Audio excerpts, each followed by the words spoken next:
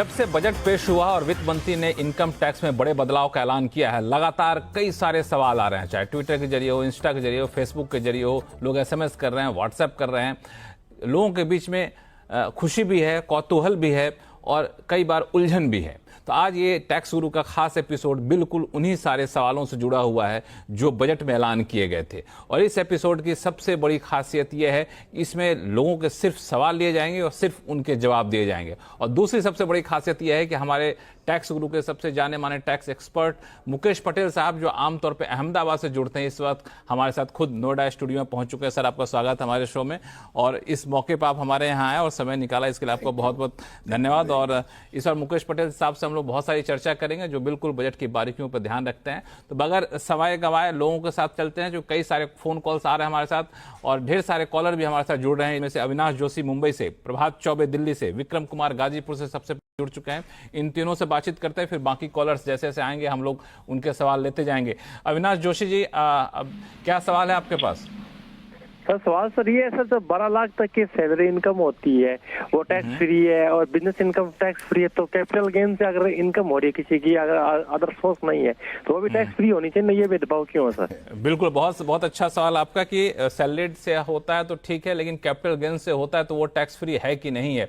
दूसरे हमारे साथ जुड़े हुए हैं प्रभात चौबे जी। प्रभात चौबे जी, आप भी सवाल बता दीजिए, इकट्ठे सारे जवाब ले लेंगे, बताइए। हाँ जी सर। हाय सर, मेरा नाम प्रभात है और मैं दिल्ली से हूँ।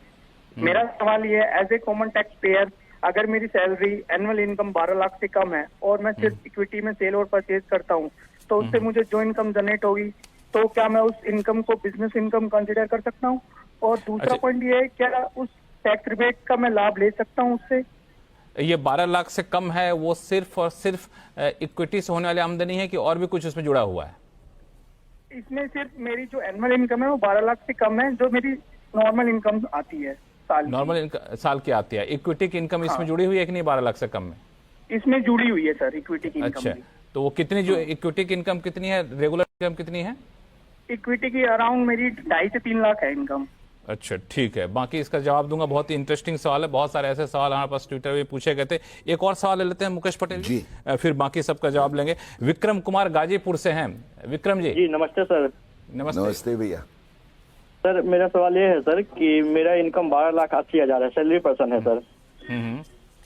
तो 12,80,000। हाँ जी, तो 12 लाख सर टैक्स फ्री है और 75,000 स्टैंडर्ड डिडक्शन है सर। हाँ।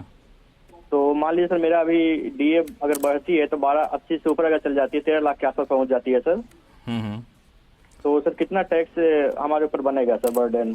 वाह, बहुत ही दिलचस्प सवाल आप तीनों लोगों का। अविनाश जी, प्रभात जी, विक्रम जी, आप सभी लोग फोन लाइन पर जुड़े रहिए। आप सभी सवालों का एक एक करके जवाब मुकेश पटेल जी। मुकेश पटेल जी, अविनाश जी पूछ रहे हैं कि आमदनी तो हो रही है लेकिन कैपिटल गेन से भी आमदनी हो रही है, उसको इसमें जोड़ा जा रहा है कि नहीं? अब लक्ष्मण जी, मैं ये कहूंगा कि CNBC आवाज से आवाज उठाने के लिए मैं खास तौर से अहमदाबाद से दिल्ली आया। क्या बात, क्योंकि मैं ये मानता हूं कि with all due respect to the honourable finance minister, वित्त मंत्री जी की ये जो रीजनिंग है कि भाई कैपिटल गेन्स जो है उसको एक स्पेशल रेट का आप इनकम मानते हुए उस पर स्पेशल रेट का टैक्स है, इसलिए इस पर रिबेट नहीं मिलना चाहिए। मेरे विचार से ये लॉजिकल और इक्विटस भी नहीं है, न्याय और समय दोनों। लेकिन सबसे पहले ये बताइए कि कैपिटल गेन्स पे मिलेगा कि नहीं मिलेगा? उनका देखिए, मेरा इंटरप्रिटेशन लक्ष्मण जी ये है कि मिलना चाहिए, क्योंकि आपको ये ध्यान है, ये विवादित बात है, बॉम्बे हाईकोर्ट तक ये पहुंच गई थी, हमने इसके बारे में चर्चा भी की थी। हालांकि इस बजट में कोई भी सुधार नहीं है, कोई भी क्लैरिफिकेशन इन द सेक्शंस नहीं है, केवल वित्त मंत्री की स्पीच में और मेमोरेंडम में उन्होंने ये कहा कि हम कैपिटल गेन पर नहीं देंगे। तो इसके कारण एक पेंडोरास बॉक्स खड़ा होगा। मैं ये मानता हूं कि इस पर क्लैरिफाई करना बहुत जरूरी है और न्याय और समन्याय के पॉइंट ऑफ व्यू से ये देना चाहिए। जैसे कि इन्होंने कहा, मैं आपको एक छोटा सा एग्जांपल देके समझाता हूं और आप कहेंगे ऐसा क्यों। मैं कहता हूं इसके 3 कंडीशंस हैं रिबेट के लिए। एक, कि आप इंडिविजुअल होने चाहिए, ये एचयूएफ को नहीं मिलता है, हम जानते हैं। दूसरा, आप रेजिडेंट होने चाहिए, एनआरआई को नहीं मिलता है। तीसरा, आपकी 12 लाख से कम इनकम होनी चाहिए और ज्यादा से ज्यादा रिबेट कितना देंगे? 60,000। अब समझिए, एक हमारे जैसे टैक्स पेयर के 12 लाख की इनकम है, 8 लाख उसका सैलरी इंटरेस्ट डिविडेंड है, 4 लाख का उसका शॉर्ट टर्म कैपिटल गेन्स है इक्विटी का, तो क्या टैक्स बनेगा? 8 लाख पर पहले 4 लाख जीरो और बाकी 4 लाख पर 5% के हिसाब से 20,000 बनेंगे। अब जो बाकी के 4 लाख हुए उस पर इनकम टैक्स डिपार्टमेंट ये कहे कि हम 20% के हिसाब से 80,000 वसूल करेंगे, समझ सकते हैं। तो 20 और 80 1 लाख का टैक्स बना। लक्ष्मण जी, आप 60,000 का रिबेट तो दीजिए, तो 40,000 आप कहिए उसको कि आप दीजिए। लेकिन डिपार्टमेंट का जो इंटरप्रिटेशन है बजट के डॉक्यूमेंट्स में, उसमें ये कह रहे हैं हम केवल 20,000 देंगे और आप 80,000 दीजिए। I think this is wrong. नहीं, जो मैं ये आपकी बात को मैं समझ गया, जो आप कह रहे हैं वो एक आपका गुजारिश है, आपका इंटरप्रिटेशन, आपका फीडबैक है। लेकिन अभी जो बजट में कहा गया है, जो बजट मेमोरेंडम में है, उसके मुताबिक 12 लाख तक की आमदनी में कैपिटल गेन्स से होने वाली आमदनी शामिल नहीं है। ये सही है कहना? उसमें कैपिटल गेन की इनकम अगर शामिल है तो उस पर रिबेट नहीं दिया जाएगा। वही मैं कह रहा हूं कि उस पर रिबेट नहीं दिया जाएगा, उस पर शामिल नहीं होगा। तब तक प्रभात चौबे जी के पास चल। प्रभात चौबे जी ने पूछा कि ये 12 लाख तक जो आमदनी है, इस पे इनको 25% तक जो इक्विटी से भी आमदनी हो रही है 2.5 लाख तक का, तो वो उनका क्या कंडीशन हो? अब होगा क्या, जैसे मैंने आपको बताया ना कि आपको जो आपका रिबेट है वो केवल नॉर्मल इनकम के टैक्स पर दिया जाएगा, और नॉर्मल इनकम का टैक्स मान लीजिए 60,000 के अंदर आ जाता है तो कोई सवाल नहीं है, क्योंकि आपको पूरा मिलेगा। पर अगर आपका नॉर्मल इनकम का टैक्स समझिए 60,000 के कंपैरिजन में केवल 20,000 होता है, तो आपकी अपेक्षा ये होगी कि 40,000 मुझे मेरे शॉर्ट टर्म कैपिटल गेन के टैक्स के सामने दीजिए, मैं उससे ज्यादा नहीं मांगता हूं। पर डिपार्टमेंट कहता है ये हम नहीं देंगे, तो मेरे विचार से ये सही नहीं है। नहीं, मैं आप समझिए मैं क्या कहना चाह रहा हूं। विचार क्या है वो अलग बात है, हमारा व्यू क्या वो छोड़ दीजिए। मेरा सवाल ये है कि टैक्स पेयर्स जब टैक्स चुकाने जाएगा तो क्या उसको इक्विटी से आमदनी होगी, 12 लाख में शामिल होगा कि नहीं होगा? नहीं, 12 लाख में इक्विटी की इनकम होगी, उस पर उसको रिबेट नहीं दिया जाएगा इस बजट के तौर से। ठीक है, और ये जायज नहीं है, ये मैं कह रहा हूं। जायज नहीं जायज वो अलग बात है, लेकिन जब the fact is this, fact ये है कि उनको नहीं मिलेगा, ये क्लियर कर देना। विक्रम कुमार गाजीपुर से, इनका बड़ा अच्छा सवाल था। 12 लाख तक सालाना आमदनी है, सैलरीड जो इनका स्टैंडर्ड डिडक्शन उनको 75,000 मिलता है। अब ये कह रहे हैं कुछ देर में डीए बढ़ जाएगा तो हम 13 लाख के आसपास पहुंच जाएंगे, तो उनके कंफ्यूजन को दूर करिए। क्योंकि मुझे जहां तक समझ में आ रहा है 12 लाख स्टैंडर्ड डिडक्शन और जो हम लोग मार्जिनल रिलीफ कहते हैं, उन तीनों को जोड़ दो 13 लाख समथिंग तक छूट है। अब विक्रम जी सुनिएगा गौर से, आप ही का सवाल का जवाब। विक्रम जी की जो बात है वो सही है कि 12 लाख और 75,000 स्टैंडर्ड डिडक्शन, तो 12 लाख 75,000 पर उनकी अटक जाएगी गाड़ी, और उसके बाद the only relief is marginal relief. हालांकि उनको मैं ये बताना चाहता हूं कि उनको टैक्स बचाने के दो और टैक्स सेविंग टूल्स हैं, और वो नई स्कीम में मिलते हैं। एक, अगर उनके केस में उनको स्टैंडर्ड डिडक्शन के उपरांत अगर कन्वेयंस अलाउंस मिलता है, तो लक्ष्मण जी ये कन्वेयंस अलाउंस के लिए नई स्कीम में भी 115 BAC में अलग से प्रावधान है, तो इसको आप स्ट्रक्चर करके अपने पे पैकेट में जोड़ सकते। नहीं, मैं विक्रम जी की तरफ से एक सवाल और पूछूंगा। और एक बात और है, एनपीएस नेशनल पेंशन स्कीम जो है आपकी, या न्यू पेंशन स्कीम है, उसमें अगर एम्प्लॉयर कंट्रीब्यूट करता है, मान लीजिए उनका जो 14% का हो सकता है, समझिए अराउंड 7-8 लाख रुपए का उनका बेसिक पे है, तो 14% उसका हो गया 1 लाख। तो अब जो अगर उनकी गाड़ी अटक रही है तो वो अपने एम्प्लॉयर को ये कह सकते हैं मेरे सीटीसी में से आप 1 लाख रुपया काट के आप ये कंट्रीब्यूशन कर दी, तो ये बहुत बड़ी बचत होगी। बहुत तो ये दो हमारी छुपी हुई हम कहेंगे ट्रेजर बॉक्स में से हमने हंट करके दिया, एक कन्वेंस अलाउंस और एक एनपीएस का एम्प्लॉयर्स कंट्रीब्यूशन, और इसके बारे में कोई झगड़ा नहीं है। इसमें विक्रम जी की तरफ से एक सवाल पूछूं मैं कि 12 लाख रुपए तक टैक्स नहीं लगेगा जी, उसके बाद 75,000 का स्टैंडर्ड डिडक्शन, उससे पहले 12,70,000 तक हम मार्जिनल रिलीफ तक मान के चलते हैं, तो 12,70 प्लस 75 मानना सही है कि गलत कैलकुलेशन? नहीं, वो तो आएगा क्योंकि 12,75 आपके निकल गए, उसके बाद आपको जो टैक्स भरना, क्योंकि what is the marginal relief का नियम क्या है लक्ष्मण? इस पे मैं आऊंगा, मार्जिनल रिलीफ पे मैं आगे चलकर आऊंगा आपके पास। विक्रम जी, कंफ्यूजन दूर हो गया?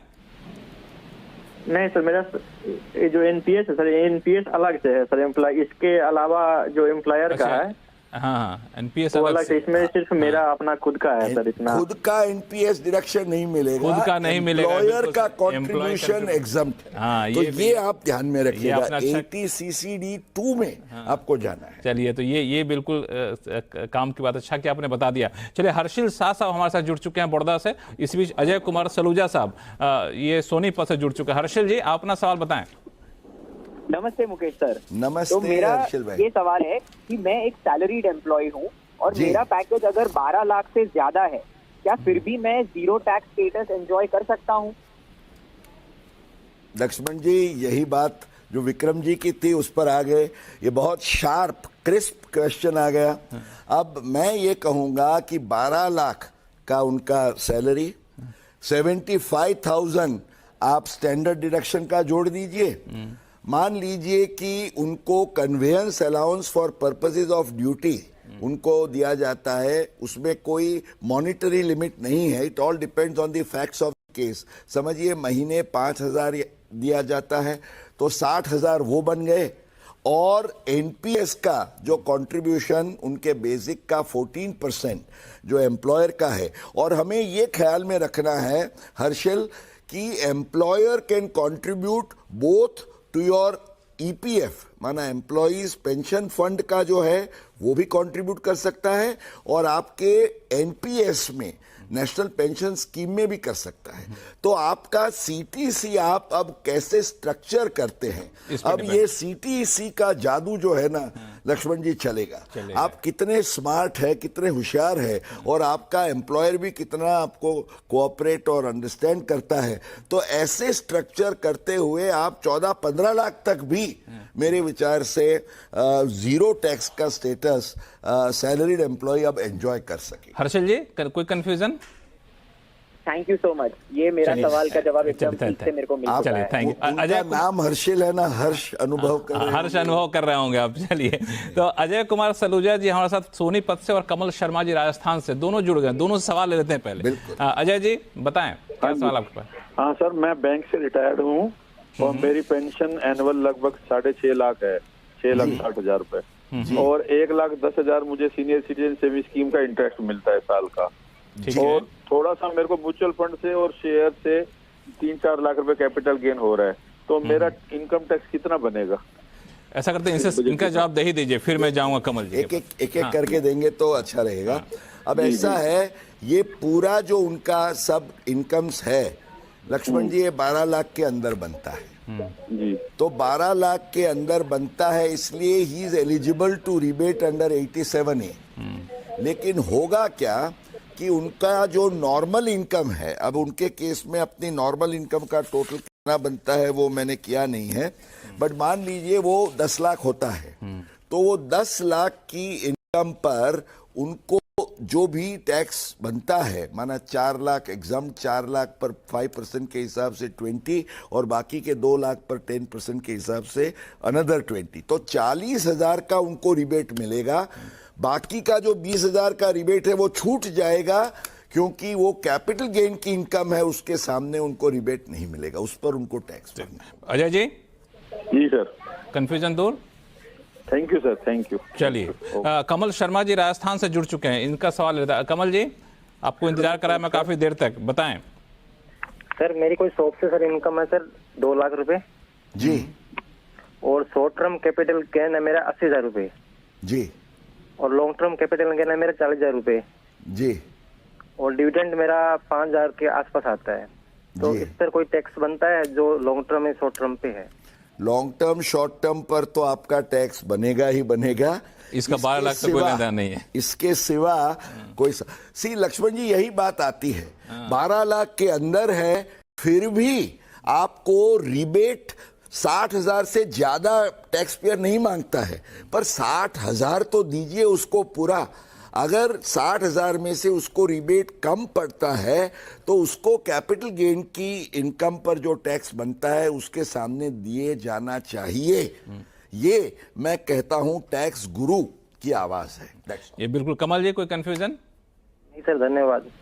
चलिए, तो अब हमारे पास अगले कॉलर जो जुड़ रहे हैं उनमें से अहमदाबाद से, आपके शहर से आप तो आ गए यहाँ, लेकिन आपके कॉलर यहाँ तक पीछा नहीं छोड़ रहे। हिमानी बारोट जी, अंशुल सिंघल जी दिल्ली से, और रक्षिता कोठारी चित्तौड़गढ़ से। एक एक करके सवाल लेते हैं। हिमानी हमारे साथ शुभम चावला भी जुड़ रहे हैं। सबसे पहले शुभम चावला जी के पास चलो। शुभम जी, क्या सवाल आपके पास?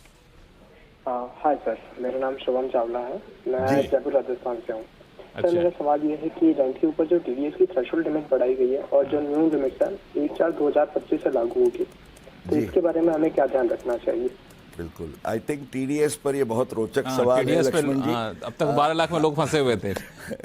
12 लाख के बाहर ही नहीं कर रहे थे, अब 12 के बाहर निकलते हैं। तो टीडीएस की बात करें, मेरे ख्याल से टीडीएस के जो रैशनलाइजेशंस हुए इसमें सबसे महत्वपूर्ण जो है और सबसे लार्ज हार्टेड हम जिसको कहेंगे वो ये रेंट का है, क्योंकि उसमें ये कहा गया है लक्ष्मण जी कि रेंट पर अभी तक 2,40,000 सालाना, माना फाइनेंशियल ईयर में पूरा महीना के हिसाब से 20,000 रुपये से ज्यादा आपको रेंट मिलता है तो आपको टीडीएस काटने का था। अब ये 2,40 के सामने मैं इतना इनको क्लैरिफाई करूंगा शुभम जी को कि अब एक्चुअली सालाना 6 लाख है, पर उसको उन्होंने 6 लाख नहीं कहा है, उन्होंने कहा है पर मंथ 50,000।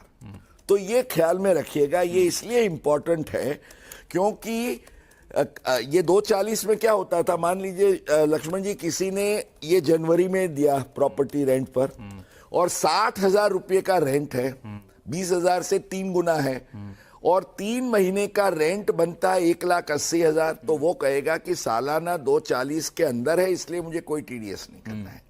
अब क्या होगा, 1 महीने का 50,000 से ज्यादा हुआ तो वो महीने में आपको काट लेना है।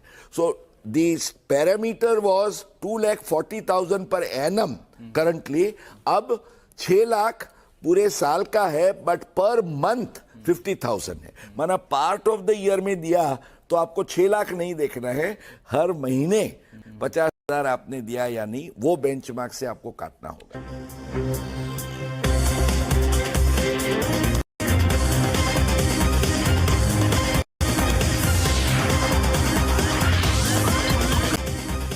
ब्रेक के बाद एक बार फिर से आपका स्वागत है। आप देख रहे हैं स्पेशल एपिसोड टैक्स गुरु का, जहां हम बजट से जुड़े हुए हर उलझन को दूर करने की कोशिश कर रहे हैं। और इस वक्त हमारे साथ बने हुए जाने माने टैक्स एक्सपर्ट मुकेश पटेल साहब, जो कि मुकेश जी आमतौर पर अहमदाबाद से जुड़ते हैं, इस वक्त हमारे साथ स्टूडियो में खुद आए हुए हैं। तो इनसे आपके सारे सवालों का जवाब लेंगे। ब्रेक पे जाने से पहले कई सारे कॉलर्स के सवालों का जवाब लिए थे, अब फिर चलते हैं वापस कॉलर्स के पास। हमारे पास 2-3 कॉलर जुड़ गए दोनों। हिमानी का एक हिमानी भी हैं, अंशुल भी हैं, रक्षिता भी हैं। एक एक करके सवाल ले ही लेते हैं। हिमानी जी, क्या सवाल आपके पास? Hello Mukesh sir. हाँ नमस्ते। नमस्ते सर, मैं Ahmedabad based capital market advisory firm में काम करती हूँ।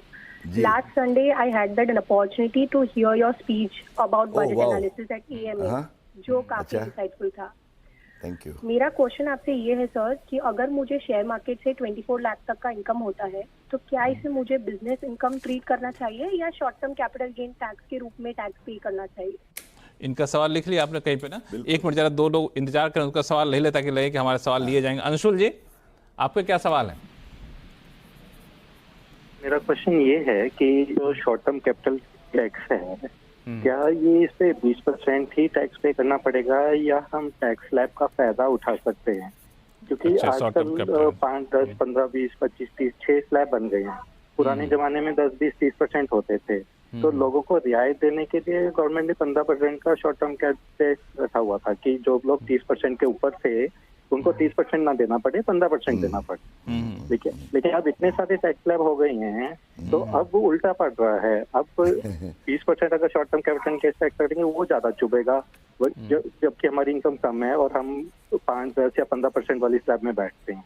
तो रक्षिता जी आप थोड़ा सा इंतजार करिए। हाँ बिल्कुल, आपका रक्षिता जी आप थोड़ा सा इंतजार करिए, क्योंकि दोनों लोगों के सवाल का जवाब ले लेते हैं, फिर आपके पास आऊंगा मैं। हिमानी के सवाल का जवाब। बिल्कुल लक्ष्मण जी, हिमानी जी का सवाल मेरे ख्याल से टैक्स प्लानिंग का एक हाईवे की अपॉर्चुनिटी समा ये खोल देता है, क्योंकि उनका सवाल यह है कि 24 लाख की उनको कैपिटल मार्केट से इनकम है। अब इसको उनके पास ऑप्शन ये है कि वो कैपिटल गेन के तौर से दिखाएं या बिजनेस इनकम के तौर से दिखाएं। अब मैं आपको सीधा एक कैलकुलेशन बताऊं, अगर आप कैपिटल गेन के तौर से दिखाएंगे हिमानी जी तो होगा क्या, 4 लाख आपका एग्जम्प्ट होगा और 20 लाख पर आपको at the rate of 20% tax भरना होगा 4 लाख रुपए। 4 lakh at the rate of 20% आपको चुभेगा, क्योंकि 24 लाख की नॉर्मल इनकम अगर आपकी होती, मान लीजिए हम एग्जांपल्स लेंगे, पर नॉर्मल इनकम होती तो इक्विटी से नहीं होती। हाँ, तो केवल आपका एवरेज रेट 12.5% होता, क्योंकि 24 लाख पर आपको टैक्स भरना होता केवल 3 लाख रुपए। तो 3 लाख की जगह आपको 4 लाख भरना पड़ता है। पर हिमानी जी होशियार है, वो कहती है कि मैं ये बिजनेस दिखाऊं, तो 24 लाख का अगर आप बिजनेस दिखाएंगे तो आपको और एक फायदा होगा कि आप एक्सपेंडिचर भी डिडक्शन के तौर से लक्ष्मण जी ले सकेंगे। मैं ज्यादा की बात नहीं करता हूं, पर एक छोटा मोटा भी, आप फोन है, कार है, ड्राइवर है, ये छोटा आपका एक ऑफिस का प्यून है, ये सब ले लीजिए तो भी 4 लाख मिलेगा। तो 24 लाख में से हिमानी जी अगर 4 लाख को हम कम करते हैं तो हो गई आपकी टोटल इनकम 20 लाख। तो 20 लाख पर 2 लाख का केवल टैक्स बनेगा।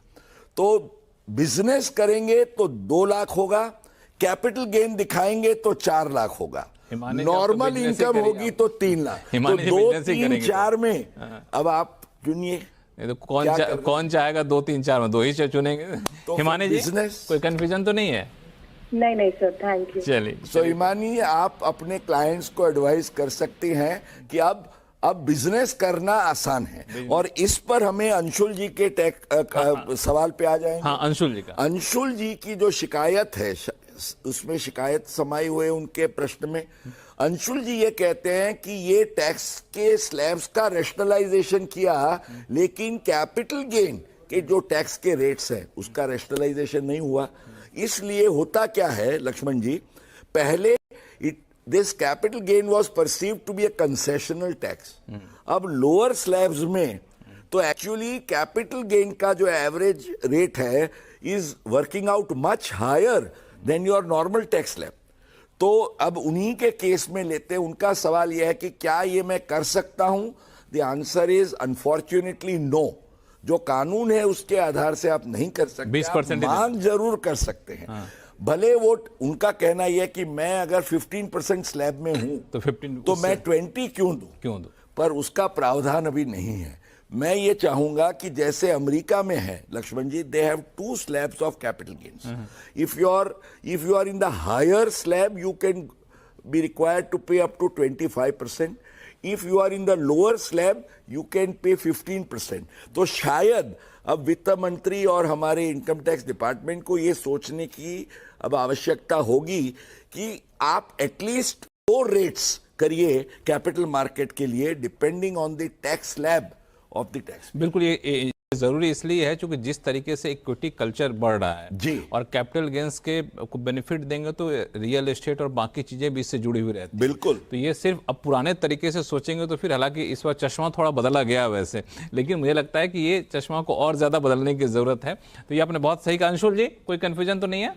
नहीं, कंफ्यूजन नहीं है, लेकिन बहुत अनफॉर्चुनेट है जो 30% वाले टैक्स ब्रैकेट में उनको तो इसीलिए तो ये CNBC आवाज है भाई, आप लोगों की आवाज उठाता है टैक्स गुरु।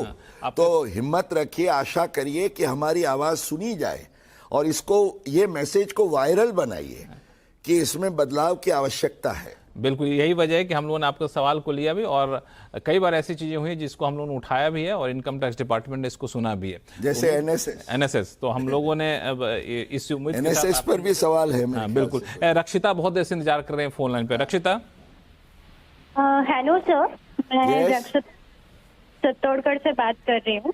मेरे को शॉर्ट टर्म कैपिटल गेन हो रहा है अंडर सेक्शन 111A। मेरा क्वेश्चन आपसे ये है कि अगर मैं same share of market sell करती हूँ तो इस सिनेरियो में अंडर 87A क्या मैं रिबेट क्लेम कर सकती हूँ? क्या खूबसूरत सवाल है ये, इसको मैं 5 स्टार मार्क्स दूंगा लक्ष्मण जी, इसलिए कि जो समस्या अभी तक खड़ी हो रही थी, एक तो समस्या का समाधान, ये कैपिटल गेन 20% के सामने बिजनेस इनकम वाला है तो आप नॉर्मल रेट्स में आ जाएंगे। अगर आप बिजनेस नहीं करना चाहते हैं तो ये आपके लिए एक दूसरा ऑप्शन है। जैसे कि हम कहते हैं कि आपको दिल्ली से नोएडा आना है तो टोल रोड है, अब आपको लगता है कि ये टोल बहुत हाई है तो आप क्या करोगे, आप साइड वाले रास्ते से आएंगे। वो भी तो लीगल है ना, बिल्कुल कानूनी है, पर आपने टोल रोड अवॉइड किया तो ये 20% का शॉर्ट टर्म कैपिटल गेन का टोल अगर अवॉइड करना है तो एक रास्ता है बिजनेस इनकम और दूसरा रास्ता है ये आपने जो ऑफ मार्केट ट्रांजैक्शन वाला दिखाया। क्योंकि लक्ष्मण जी 111A को अगर आप ध्यान से पढ़ें तो 111A कब आता है पिक्चर में, जब आप STT भर के स्टॉक एक्सचेंज पर ट्रांजैक्शन करते हैं ब्रोकर के तहत, तो वो लगता है। अब होगा क्या कि अगर आप देखिए, ये भी जायज है, सेबी के नियम के आधार से आप अपनी डीमैट स्लिप से ट्रांसफर कर सकते हैं ऑफ मार्केट, वो भी कानूनन है। ऑफ मार्केट ट्रांजैक्शन करते हैं तो ये 111 में नहीं आता है, it is normal capital gain short term. तो normal capital gain is normal income, तो उस पर आपको पूरा रिबेट मिलेगा। तो लक्ष्मण जी मैं ये कहता हूं कि सरकार को बदलाव के लिए इसलिए सोचना चाहिए, नहीं तो अगर लोग बिजनेस में ऑफ मार्केट में जाएंगे तो ये 20% कोई भरेगा नहीं, वो तो नहीं भरेगा, वो अलग बात है, पर आपको STT की भी अगर ऑफ मार्केट के ट्रांजैक्शन में तो आपका तो ये भी नुकसान हो गया। तो ये जो एक चीज है, मैं मानता हूं कि फाइनेंस बिल पास होने तक इस पर काफी विचार करने चाहिए, और अभी फाइनेंस बिल पास होने में समय होता है और कई बार अमेंडमेंट भी किए जाते हैं। रक्षिता, कंफ्यूजन तो नहीं है आपको? नहीं सर, क्लियर है मेरे को। थैंक यू रक्षिता for raising this very useful question. Thank you. चलिए आगे कोई भी दिक्कत हो तो लिखिएगा tax@moneycontrol.com पर। और इस बीच कई सारे कॉलर हमारे पास जुड़ चुके हैं। मुकेश पटेल साहब, सत्यपाल वोरा है मुंबई से, सौरभ दास हैं कोलकाता से, पीयूष शाह हैं मुंबई से। तो ऐसा करते हैं सबसे पहले सौरभ दास जी के पास आते हैं। कोलकाता की तरफ से सवाल बहुत कम आए आज, तो सौरभ दास जी। हाँ सर, सौरभ बताएं। हेलो सर, मैं सौरभ बात कर रहा हूँ कोलकाता से। जी सर, मेरे एंड मेरे फैमिली का ज्यादातर इन्वेस्टमेंट पोस्ट एंड FD में है जी। इस पर्टिकुलर बजट में NSS को लेके जो टैक्स बेनिफिट की बात किया गया है, जब मैं विड्रॉल करूंगा उसमें TDS को लेके क्या प्रावधान है? एंड सर मेरा दूसरा सवाल ये रहेगा कि मेरे कुछ इन्वेस्टमेंट HUF अकाउंट पे भी है, जब वो विड्रॉल करूंगा उसमें भी क्या टैक्स ट्रीटमेंट आएगा? बिल्कुल, बाकी लोगों से मैं सवाल लूंगा इससे पर इनका जवाब। मेरे ख्याल से NSS और NSS का ये सवाल इसलिए बनता भी है लक्ष्मण जी, ये जो FM ने रिलीफ दी, हालांकि उनके पास बहुत रिप्रेजेंटेशन गए, पर ये रिप्रेजेंटेशन को ट्रिगर किसने किया? तो आपने और मैंने। विथ ऑल मॉडेस्टी, आपको याद होगा हमने टैक्स गुरु में बड़ी आवाज उठाई कि ये बिल्कुल अनफॉर्चुनेट है, और मुझे खुशी है कि FM ने ये बात सुनकर ये नेशनल सेविंग स्कीम में जो अगस्त 24 में ये जो सर्कुलर आया उसके बाद जितने भी विड्रॉल्स हैं उस पर टैक्स नहीं लगे, इसके लिए इन्होंने पूरा एग्जम्पशन अनाउंस सेक्शन 80 CCA में कर दिया है। तो ये बहुत बड़ा फायदा होगा। अब इसमें सौरभ जी के 2 सवाल हैं। पहले तो HUF वाली बात ले लें तो सौरभ ये ख्याल रखिएगा, ये एग्जम्पशन केवल इंडिविजुअल को दिया गया है, HUF को नहीं। और इंडिविजुअल को देने का लॉजिक ये है क्योंकि अगर आप लंबे समय तक रखते और आपके लीगल एयर को जाता तो उस पर टैक्स नहीं था। एचयूएफ में लीगल एयर नहीं होता है, इसलिए एचयूएफ को टैक्स किया है, हमें कोई शिकायत करने की आवश्यकता नहीं है। पर इंडिविजुअल में जो फायदा मिलेगा वो सराहनीय है। और दूसरा, मेरे ख्याल से एक्चुअली लक्ष्मण जी इनकी बात सही है, ये फाइनेंस बिल के संशोधन में इसको ऐड करना चाहिए, क्योंकि एक 194 सेक्शन है, भी टैक्स कटेगा।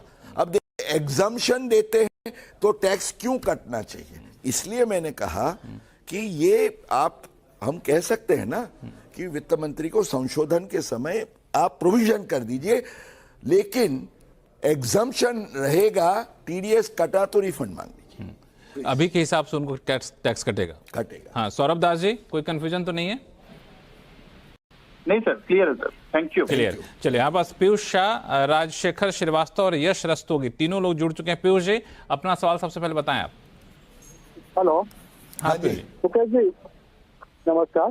नमस्ते। मेरा क्वेश्चन, मेरी वाइफ सीनियर सिटीजन है, यहाँ पर उनकी इंटरेस्ट की और डिविडेंड की इनकम है, और उसके अलावा थोड़े बहुत शॉर्ट टर्म कैपिटल गेन होता है जब ट्रेड करते हैं तो। जी।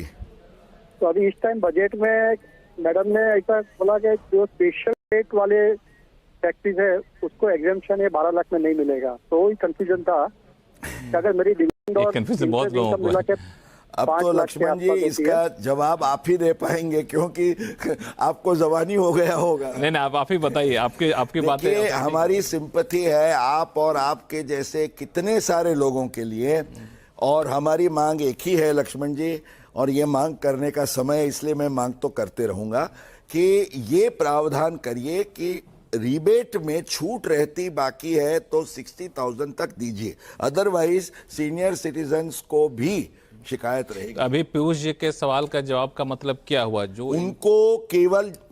उनको केवल अपनी रेगुलर इनकम पर रिबेट मिलेगा, जो 60,000 तक पूरा नहीं होगा, और शॉर्ट टर्म कैपिटल गेन पर उनको टैक्स भरना होगा। ठीक है पीयूष जी। तो tax short term capital gain पे जो टैक्स आएगा वो नॉर्मली 20% के हिसाब से ही भरना पड़ेगा। हाँ, वो तो उसमें कोई चारा नहीं है। हमने और भी लोगों ने कहा कि हमारा स्लैब लोअर है तो उस लोअर लिए, पर जैसे उन्होंने कहा कि ये तो मांग की बात है, आपको जो दिया गया है वो ये है। दिया जो गया वो 20% के हिसाब से भरना पड़ेगा, लेकिन जैसा मुकेश पटेल साहब ने मांग की है वित्त मंत्री से कि इसको भी कुछ रियायत दीजिए। अब जब रियायत मिलेगी तब की बात तब है, लेकिन अभी फिलहाल आपको 20% के हिसाब से देना पड़ेगा। यश रस्तोगी जी, बताएं सवाल क्या आपके पास? हाँ सर, तो सर मेरा नाम यश है, मैं दिल्ली में रहता हूँ। सर मैंने रिसेंटली कुछ डेट फंड स्कीम्स में इन्वेस्ट किया था। तो सर मेरा सवाल आपसे ये है कि अगर मैं इन स्कीम से पैसा विड्रॉ करता हूँ तो जो शॉर्ट टर्म कैपिटल गेन होगा उससे मुझे सेक्शन 87 के अंडर टैक्स रिबेट मिलेगा क्या? देखिए, ये भी सवाल आपका भी वही है। ये तो बहुत नहीं मिलेगा। मिलेगा, इसमें मांग की आवश्यकता ही नहीं है। चलिए खुश हो जाइए, मिलेगा आपको। और मैं आपको समझाता हूं क्यों मिलेगा। कैसे? देखिए पहले तो अपने माइंड से ये ख्याल निकाल दीजिए कि कैपिटल गेन पर रिबेट नहीं मिलेगा। कैपिटल गेन पर भी रिबेट मिल सकता है। कब? अगर ये 111A के दायरे में STT का वो बोझ आता नहीं है तो, अगर ये 112 में मान लीजिए वो जो आपका 12.5% वाला या 112A में 12.5% में जाता है तो उस पर नहीं मिलेगा। लेकिन जैसे ऑफ मार्केट ट्रांजैक्शन में कोई दिक्कत नहीं है, उसी टाइप से इसमें ये तीनों में से एक भी सेक्शन में नहीं आता है। 111A, 112, 112A, ये आता है सेक्शन 50AA, जिसमें डीम्ड शॉर्ट टर्म गेन्स है। तो ये नॉर्मल इनकम हो गई।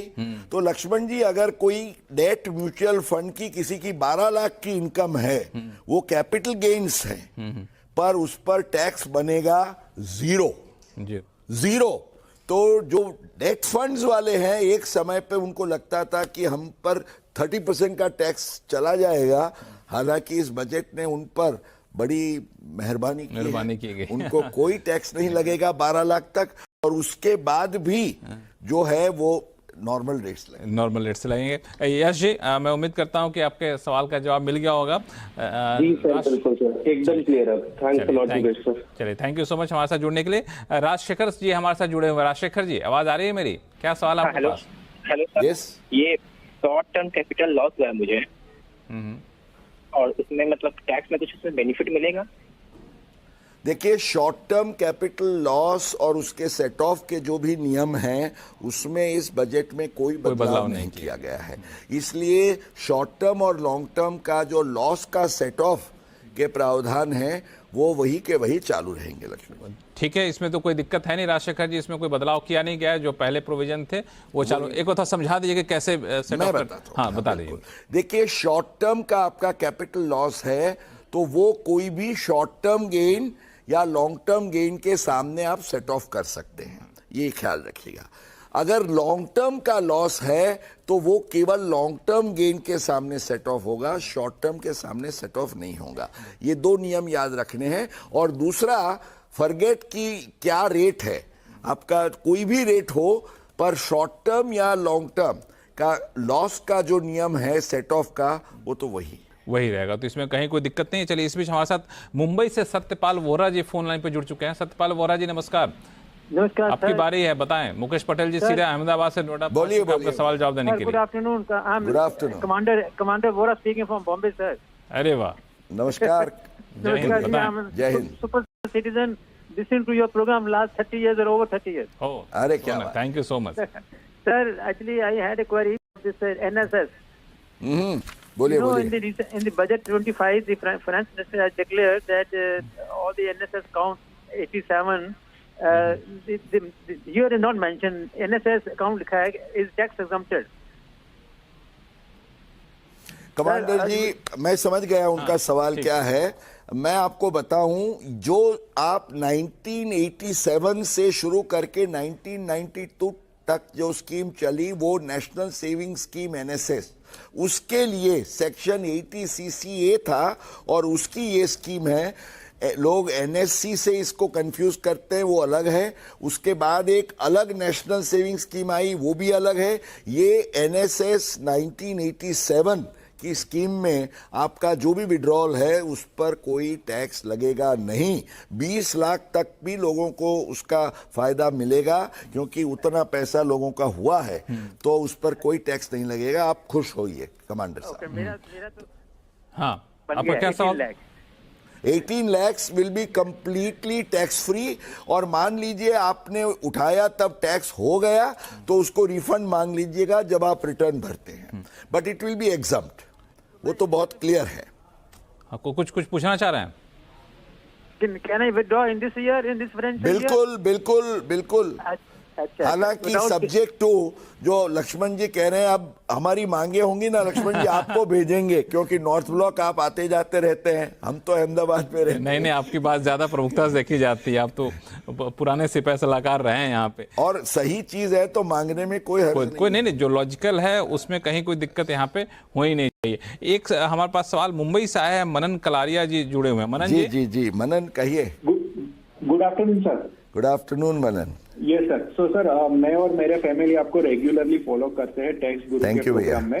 मेरा सर आपसे एक क्वेश्चन मेरे ग्रैंड पेरेंट्स को लेकर है। मुझे ये समझना था कि ये बजट में सीनियर सिटीजन को कोई टैक्स बेनिफिट का लाभ या छूट दी गई है कि नहीं? चलिए लक्ष्मण जी, भी सीनियर सिटीजन की काफी इनको चिंता है। सीनियर्स के लिए जो 2-3 चीजें की गई है, आप जैसे जानते हैं, वो जो आपका एफडी का इंटरेस्ट, उसमें टीडीएस का जो कट ऑफ था वो 50,000 का था 194A में, उसको बढ़ा के 1 लाख किया गया है। तो this is one of the important things. पर मैं थोड़ा thinking out of the box करके आपको ये बताता हूं कि एनएसएस में भी जैसे कमांडर को हमने एडवाइस दिया, उनको भी फायदा होगा, वो तो सुपर सीनियर हैं। पर सबसे बड़ी बात सीनियर्स के लिए लक्ष्मण जी मैं ये कहूंगा कि अब सीनियर सिटीजन की 12 लाख तक की इनकम है, उसमें इंटरेस्ट और डिविडेंड वगैरह है, तो वो टीडीएस की बिल्कुल चिंता न करें। उसके लिए उनको 15H 1 अप्रैल के बाद वो दे सकेंगे 15H। और पहले 5 लाख और 7 लाख तक आप 15H दे सकते थे अगर आपकी इनकम उसके कम है तो। अब आप 12 लाख से आपकी इनकम कम है, आपका टैक्स पेएबल 0 बनता है, उसमें कैपिटल गेन हालांकि नहीं होना चाहिए, तो आप इसको दे सकते हैं 15H। और आपका बैंक या जो कंपनी है वो इंटरेस्ट डिविडेंड में से कोई भी टैक्स नहीं काटेगा। उसका सर्कुलर है जिसके बारे में हमने बहुत बार जिक्र भी किया है लक्ष्मण। बिल्कुल, इसका सर्कुलर है, आपको दिक्कत तो नहीं है मनन जी? कंफ्यूजन दूर हो गया? No sir, thank you so much.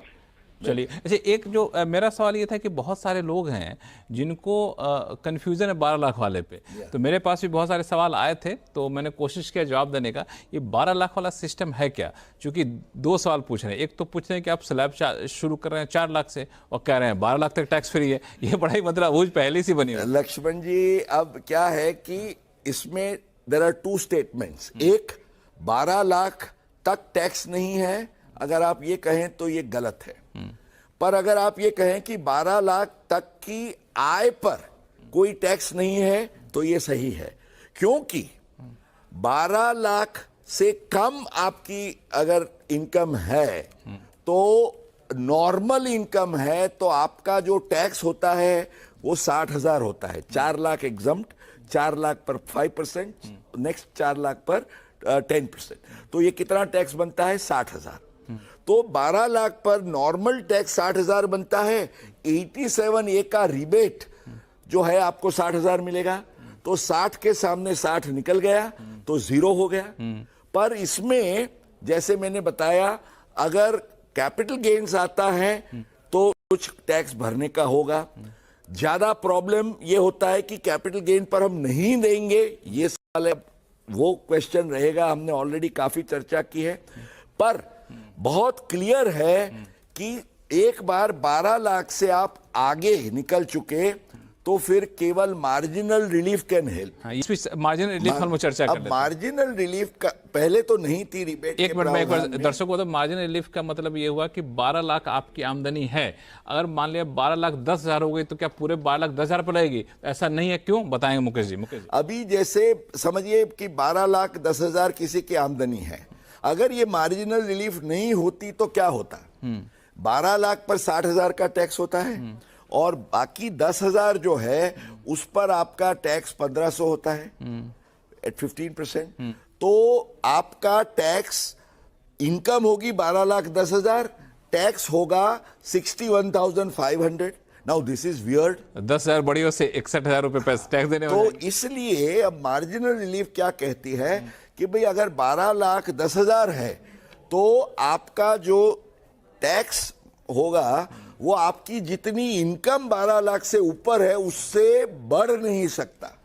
So 61,500 will be the actual arithmetical calculation, but marginal relief देते हुए आपको भरना होगा केवल 10,000। और ये जो मार्जिनल रिलीफ है ये चलेगी 12,71,250 तक, क्योंकि होगा क्या, 71,250 टैक्स बनता है 12,71,250 पर। दोनों जहां बराबर हो गया वहां पे फिर उसके बाद मार्जिनल रिलीफ खत्म हो गई। उसके बाद आपको काम में क्या आ सकता है? अगर आप सैलरीड एम्प्लॉय हैं तो लक्ष्मण जी आपको स्टैंडर्ड डिडक्शन, या तो जे कन्वेयंस अलाउंस, या तो आपका एनपीएस। तो ये आपके ब्रह्मास्त्र हैं, छुपे हुए शस्त्र, उसका उपयोग आप करके मैंने जैसे आपको बताया आप 14-15 लाख तक भी जा सकते हैं। So that is what. इसमें एक और मुझे कंफ्यूजन दूर कर दिए। कई लोग पूछ रहे हैं कि ठीक है 12 लाख तक है तो हम वो मार्जिनल रिलीफ लेके 12, 70, 75 तक हम उसका फ़ायदा उठा सकते हैं, लेकिन कोई सैलरीड एम्प्लॉय है उसको स्टैंडर्ड डिडक्शन भी चाहिए। स्टैंडर्ड डिडक्शन मान लें 75,000 का हो रहा है तो उसको मार्जिनल रिलीफ का फ़ायदा कैसे मिलेगा? ऐसा होगा कि 12,75,000 गिनने के बाद उसकी टैक्स की कैलकुलेशन शुरू होगी ना। अच्छा। क्योंकि अब जैसे उसकी इनकम हुई 12,80,000, तो 12,75,000 उसका जो है आप 12,80,000 पर आपको टैक्स गिनना होगा। तो 12,80,000 पर जो आपका टैक्स आएगा वो काफी आएगा, क्योंकि 12 लाख पर 60,000 होगा और 80,000 पर और 12,000 हो जाएगा, तो 72,000। तो 72,000 आपको टैक्स भरना होगा 12,80,000। 12 लाख तक की इनकम पर नॉर्मल इनकम है तो 60,000 का आपको बनता था, रिबेट बनता था, जीरो टैक्स होता है। अब जब आप 12 लाख क्रॉस करते हैं तो 12,71,250 तक आपको marginal relief will protect you to the extent कि आपका टैक्स है वो आय से बढ़ेगा नहीं, पर इसके बाद जो भी है वो आपको टैक्स भरना है। और इसमें आपको ध्यान ये रखना है, हालांकि अब टैक्स के रेट्स, क्योंकि 24 लाख पर अब आपका टैक्स बनता है केवल 3 lakh, average rate is only 12.5%। तो आप ये देखिए कि इन टोटलिटी आपको क्या फायदा है। अच्छा, दो चीजें और याद रखनी है लक्ष्मण जी। ये जो 12 लाख वाली पूरी बात है वो केवल इंडिविजुअल होना चाहिए, रेजिडेंट होना चाहिए और नॉर्मल इनकम के संदर्भ में ये तीन चीजें, they are the important things. अगर कोई एनआरआई है, इंडिविजुअल है पर एनआरआई है, नॉन रेजिडेंट है, उसको ये 12 लाख वाला नियम नहीं लागू होगा। अगर वो एचयूएफ, एओपी या बीओआई है उसके लिए भी ये लागू नहीं होगा। उनको सब ये जो स्लैब्स है 4, 8, किसी, मैं हमारे दर्शकों को, मैं जब स्कूल में पढ़ता था, आपके लिए भी होगा ये 4, 8, 16, ये 4 का टेबल याद रखिए। On first 4 lakhs 0, 4 to the 8 5%, 8 4 to 3 the 12, उस पर ये, तो ये 4 के टेबल में जो बढ़ता जाता है अप टू 24 आपका 30% आएगा और टैक्स का रेट होगा 5, 10, 15, 20, 25, 30। तो ये 4 और 5 का टेबल आपको जबानी याद होगा, चीजें आसान है। आप एक सवाल ये एनआरआई से चूंकि आपने बात की तो एक सवाल मेरे पास आ गया सुनील भयानी जी का, मुंबई। प्लीज। हाँ, ये दरअसल इनका बेटा एनआरआई है और उनकी ईएलएसएस यूनिट्स जो है 25-26 में पूरी होगी और इस पर 6 लाख का एलटीसीजी की संभावना, ऐसा इनका अपना कैलकुलेशन किया हुआ है। तो नॉन रेजिडेंट होने के कारण वो सेक्शन 87A के तहत टैक्स छूट का लाभ उठा सकते हैं क्या? 87A का तो छूट का लाभ मिलेगा ही नहीं, पर इसके सिवा अब एनआरआई से मेरे ख्याल से बहुत जास्ती है। आप कहेंगे मांग मत करिए, पर मैं कहूंगा मांग करनी चाहिए। एक तो जास्ती हो गई कि यूएस से लोगों को भेज दिया गया। नहीं, इसलिए कि उनको तो ये 4 लाख की भी छूट नहीं है, उनको रेगुलर जो टैक्स का स्लैब है उसकी भी छूट नहीं मिलेगी। तो भयानी जी के लड़के को 6 लाख का लॉन्ग टर्म गेन है तो 12.5% के हिसाब से सीधा उनको भरना पड़ेगा टैक्स अगेंस्ट 6,75,000 रुपीज। अब ये तो बड़ी जास्ती हुई। एनआरआई कहेंगे, अब भयानी जी मुझे अगर पूछेंगे कि मुकेश भाई इसका रास्ता क्या है, तो मैं ये कहूंगा आप ऐसा करिए, आपके सन के डीमैट से ऑफ मार्केट में आप ले लीजिए ये शेयर, तो ऑफ मार्केट हुआ तो ये 6 लाख में से 4 लाख का एग्जम्पशन और 2 लाख पर उसको केवल टैक्स 5% के हिसाब से भरना होगा। तो 75,000 की जगह वो केवल 10,000 का टैक्स भरेंगे और फिर भयानी जी खुद उसको मार्केट में बेच के रेगुलर वो जो उसका है उसमें कोई गेन रहेगा नहीं। जी तो आपके लिए बड़ा सही लक्ष्मण जी ये जो है ना, ये बजट मेरे ख्याल से जैसे हम क्रॉसवर्ड पजल होता है ना, इसमें बहुत सारी बढ़िया बातें हैं और मैं एक शेर प्रस्तुत करना चाहूंगा एंड में, कि भले ये छोटी मोटी चीजें चुभने वाली हो, लेकिन मैं तो पिछले 49 सालों से 49 इयर्स से मैं बजट की एनालिसिस करता हूं, ऐसा अद्भुत मिरेक्युलस टैक्स सेविंग बजट मैंने देखा नहीं है।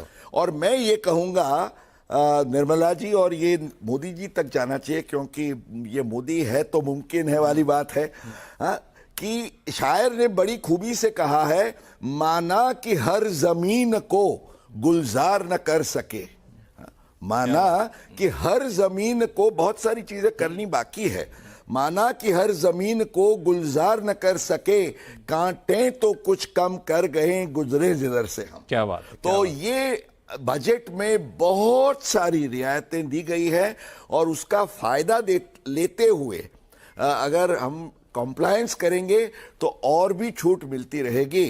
और नया बिल भी आ रहा है, हम आशा करें कि उसकी और हम आगे बढ़ें। बिल्कुल, और इसी तरीके से जैसा आपने देखा कि बारीकियों को हम लोगों ने समझाया टैक्स गुरु के जरिए अपने दर्शकों को, ऐसे टैक्स पेयर्स को आने वाले दिनों में भी जो भी पेचीदगियां उलझने निकल कर आएंगी, चाहे नए इनकम टैक्स बिल से हो चाहे बजट से हो, हम आप तक लाते रहेंगे। आपके पास कोई भी सवाल हो इससे जुड़ा हुआ तो आप हमें ज़रूर लिख भेजिए tax@moneycontrol.com पर। और सवाल जब भेजते हैं ना तो दो चीज़ का ख्याल रखिएगा, मोबाइल नंबर 1-2 दे दीजिए ताकि एक न लगे दूसरे से बातचीत आपके सीधे ऐसे टैक्स एक्सपर्ट से करवा सकूं। और अपना नाम ज़रूर बताइएगा और फिर अब तक हम सीधा डायरेक्ट ऐसे ही टैक्स एक्सपर्ट से बात करा के आपकी उलझनों को दूर करने की कोशिश करेंगे।